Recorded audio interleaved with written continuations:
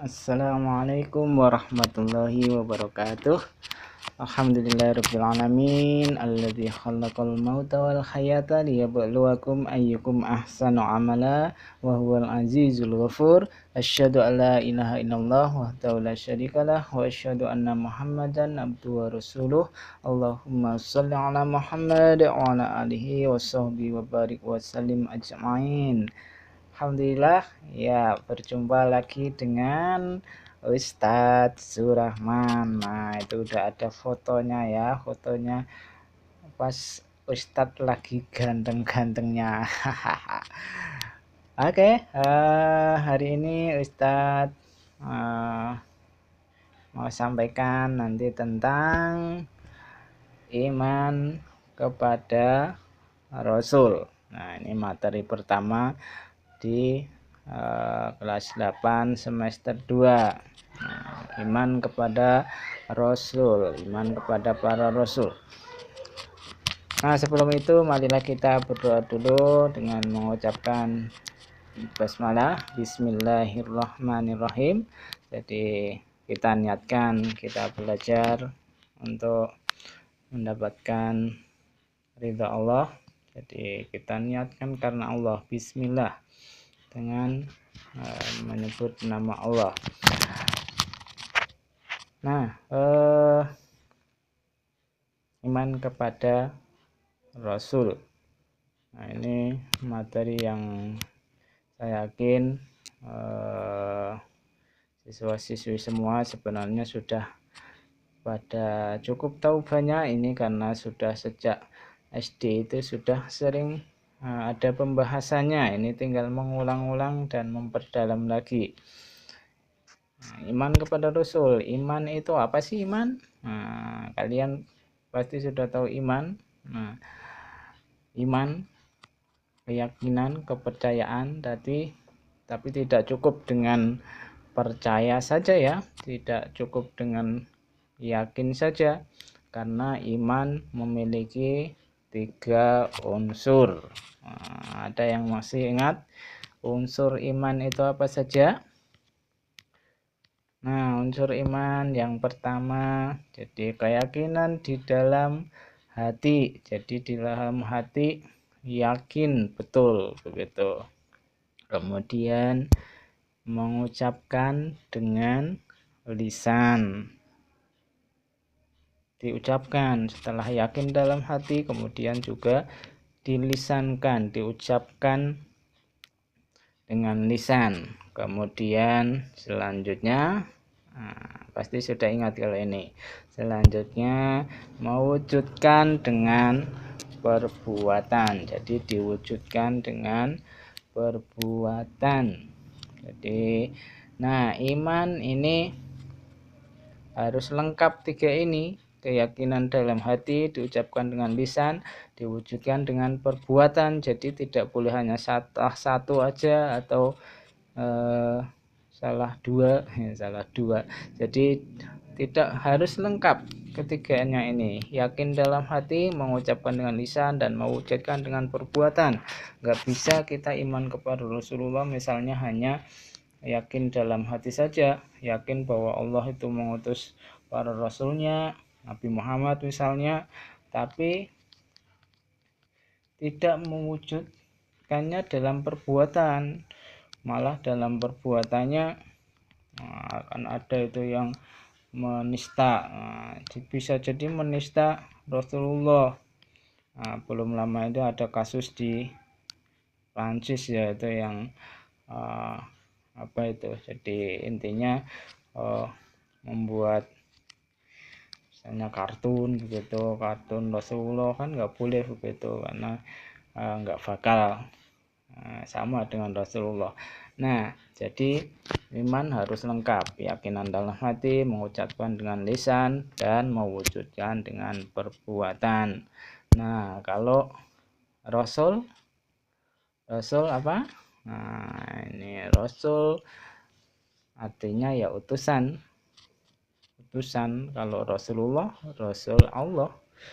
Nah, jadi utusan Allah. Oke. Nah, jadi iman kepada Rasul ya tadi meyakini, jadi yakin tadi, yakin tidak hanya yakin saja tapi ya tadi ya harus diucapkan dengan lisan, diucapkan dengan perbuatan, yakin bahwa Allah telah mengutus para rasulnya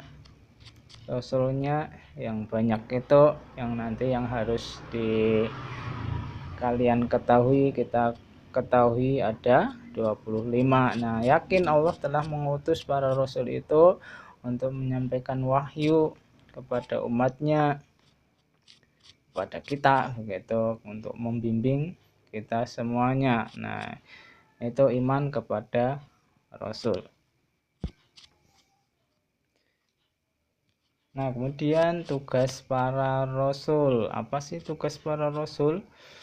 Nah, kalau kita disimpulkan ini ada 3. Jadi tugas para rasul yang pertama membawa ajaran tauhid. Nah, mengajarkan ajaran tauhid. Apa itu tauhid? Tauhid yaitu ya mengesahkan Allah.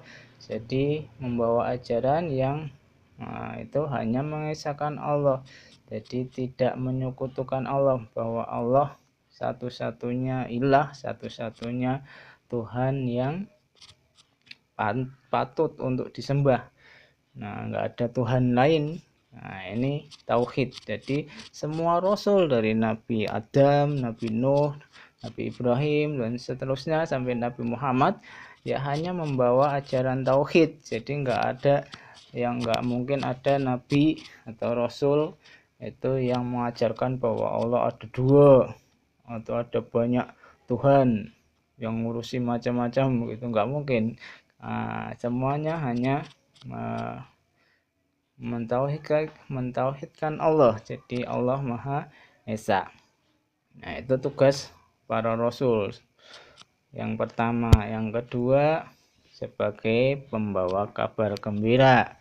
Pada siapa? Tentu saja kabar gembira kepada orang-orang yang beriman dan bertakwa kepada Allah, bahwa nanti di akhirat nanti akan mendapatkan balasan, akan mendapatkan ganjaran dari amalan-amalan soleh ketika hidup di dunia ini. Yang ketiga, sebaliknya sebagai pemberi peringatan. Nah, pada orang-orang yang ingkar, yang kafir gitu, juga orang-orang yang banyak berbuat maksiat, banyak berbuat dosa. Nah, nanti akan juga mendapatkan balasan yang balasannya pasti teramat mengerikan nanti di neraka. Ya, naudzubillah. Jadi ini tugas para rasul, membawa ajaran tauhid, membawa kabar gembira dan pemberi peringatan. Selanjutnya ini Ustaz sampaikan. Nah, cepat saja ini ya. Jadi yang selanjutnya tentang sifat-sifat rasul. Sifat-sifat rasul. Ini kalau nggak salah di sekolah dasar juga sudah pernah diajarkan ini. Nah, sifat-sifat rasul ada 3 macam. Yang pertama sifat wajib, yang kedua sifat mustahil, dan yang ketiga sifat jaiz.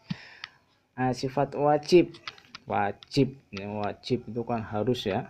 Nah, kalau sifat wajib apa ya? Sifat wajib adalah sifat-sifat yang harus ada pada Rasulullah, yang pasti ada pada Rasul. Nah, yang pasti ada, yang Rasulullah pasti memiliki sifat itu. Nah, semua Rasul pasti punya sifat itu. Nah, itu namanya sifat wajib. Sebaliknya sifat mustahil, sifat yang tidak mungkin. Nggak mungkin ada atau nggak mungkin dimiliki oleh seorang Rasul. Jadi kalau Rasul ada sifat-sifat yang nggak mungkin dimiliki oleh seorang Rasul. Nah, yang ketiga sifat jaiz apa itu? Nah, nanti kita akan bahas. Oke. Nah, kita ke sifat-sifat wajib Rasul. Ada berapa yo? Sifat wajib Rasul ada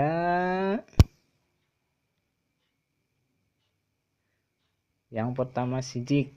Nah, ada berapa? Yang pertama sidik, yang artinya berkata benar. Jadi semua rasul itu selalu mengatakan yang benar, menyampaikan sesuatu yang benar, yang hak. Jadi nggak mungkin bohong. Nanti nggak mungkin itu ada sifatnya lagi ya. Sifat apa tadi? Sifat mustahil. Nah, tapi ini sifat wajibnya sidik, berkata benar, selalu berkata yang benar, menyampaikan hal-hal yang benar, selalu, itu pasti wajib, harus. Nah, pasti karena sifat wajibnya para rasul. Yang kedua amanah, dapat dipercaya. Nah, kalau Rasulullah Nabi Muhammad itu kan terkenal sebagai Al-Amin, nah, karena punya sifat amanah ini, dapat dipercaya, selalu bisa dipercaya.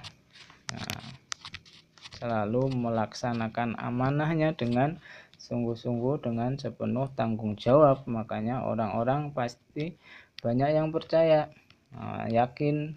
Bahkan orang-orang kafir juga kan kepada Nabi Muhammad itu sebenarnya juga banyak yang sangat percaya kepada Nabi Muhammad, karena Nabi Muhammad nggak pernah bohong, nggak pernah ingkar janji, dan seterusnya. Nah, amanah. Yang ketiga sifat tabligh, menyampaikan. Nah, menyampaikan, tentu saja menyampaikan ajaran-ajaran Allah, menyampaikan wahyu, menyampaikan kebenaran, begitu ya. Nah, tabligh. Kemudian fatonah, cerdas. Nah, cerdas. Semua nabi, semua rasul pasti cerdas, nggak ada rasul yang bodoh gitu ya, nggak ada. Nah, semua rasul pasti dikaruniai sifat yang cerdas. Nah, jadi sifat wajib rasul ada 4. Nah, sidik, amanah, tabligh, fatonah. Sebaliknya sifat mustahil, sifat yang tidak mungkin dimiliki atau nggak mungkin ada pada seorang rasul. Nah, ini juga tentu saja ada 4 juga kebalikannya yang tadi. Nah, yang pertama yang pertama kadzib, dusta atau bohong. Nah, rasul nggak mungkin bohong, rasul nggak pernah berbohong. Bahkan kalau bercanda juga nggak pernah bohong, bercandanya juga mengatakan tetap yang betul walaupun dalam kondisi bercanda. Nah, kadzib, nggak mungkin bohong. Yang kedua khianat, nggak mungkin berkhianat, nggak mungkin tidak bisa dipercaya. Jadi kalau diberi amanah, diberi tanggung jawab, atau mendapatkan titipan sesuatu, itu pasti amanah, bisa dipercaya. Itu seorang rasul. Kemudian kitman, menyembunyikan, nggak mungkin menyembunyikan kebenaran dari Allah, jadi pasti menyampaikan. Jadi nggak mungkin misalnya turunkan ayat dari Allah terus disembunyikan biar orang-orang nggak tahu, gitu ya nggak mungkin. Nah, kitman, nggak mungkin menyembunyikan. Kemudian baladah tadi ya, jadi nabi itu nggak mungkin bodoh, baladah. Nah, ini sifat-sifat mustahil rasul. Jadi kalau dibandingkan tadi dengan sifat-sifat wajib, ya ini kebalikannya. Kayak gini. Jadi sidik, berkata benar, itu sifat wajibnya. Sifat mustahilnya kadzib, bohong. Kemudian sifat wajibnya amanah, sifat mustahilnya khianat. Tabligh kebalikannya kitman, menyampaikan, kebalikannya menyembunyikan. Kemudian cerdas atau fatonah, kebalikannya baladah. Nah ini, jadi ini sifat-sifat wajib dan sifat mustahil para rasul. Nah masih ada yang tadi satu belum disebutkan tadi, sifat apa? Sifat jais. Nah, sifat jais rasul. Nah, selain sifat wajib, sifat mustahil, itu Rasulullah juga punya sifat jais. Jais apaan jais? Nih kalau di ilmu tajwid kan ada jais itu ya. Apa? Jadi yang